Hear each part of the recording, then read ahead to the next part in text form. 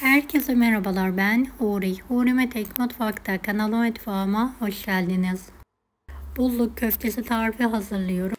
Tarifimiz için 2 kilo dana kıyma, 3 tane kuru soğan rendesi suyunu sıkarak ekliyorum.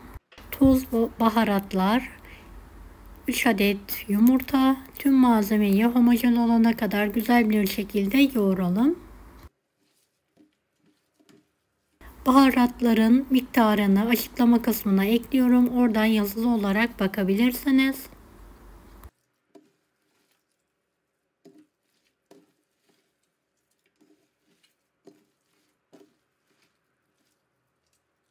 Evet, köfteyi çok güzel bir şekilde yoğuralım.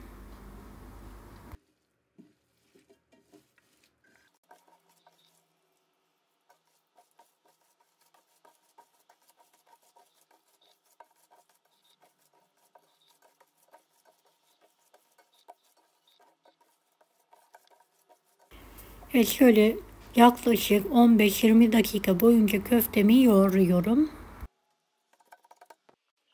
Köftemi yoğurdum. Şöyle cevizden büyük olacak şekilde parçalar kopartıyorum. Yuvarlayarak köfte şekli veriyorum. Dilediğiniz şekilde hazırlayabilirsiniz.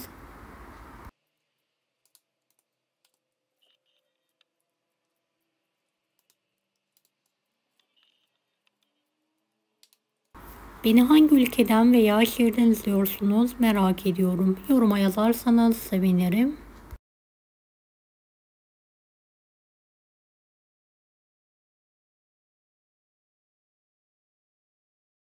Evet, tüm köfteleri hazırladım. Şöyle küçük bir tepsiye poşet yaydıktan sonra üzerine diziyorum.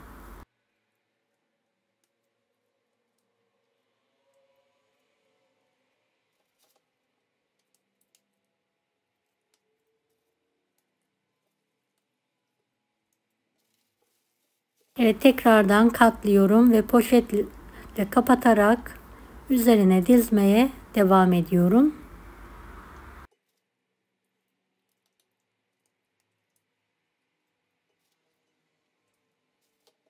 Evet, bu şekilde köfteler bitene kadar dizdikten sonra hava almayacak şekilde poşetle sararak buzluğa kaldırıyorum.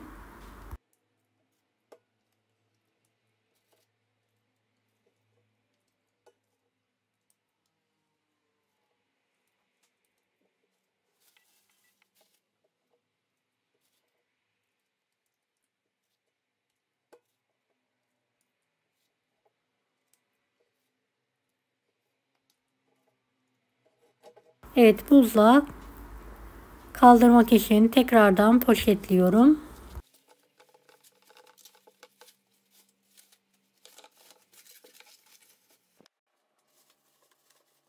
Buzluktan çıkartıyorum.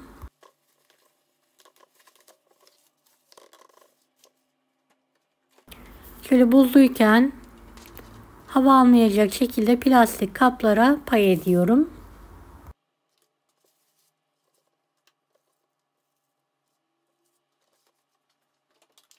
İster mangalda, isterseniz fırında, isterseniz tavada buzlu bir şekilde pişirebilirsiniz.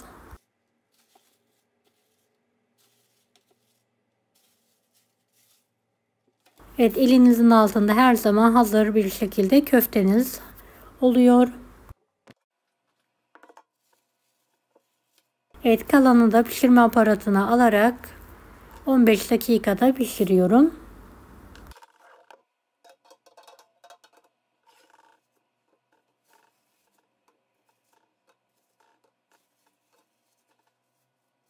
Evet, köftelerim hazır. Deneyecek olan herkese şimdiden kolaylıklar dilerim. Kanalıma ücretsiz abone olmayı unutmayın. Allah'a emanet olun. Hoşça kalın.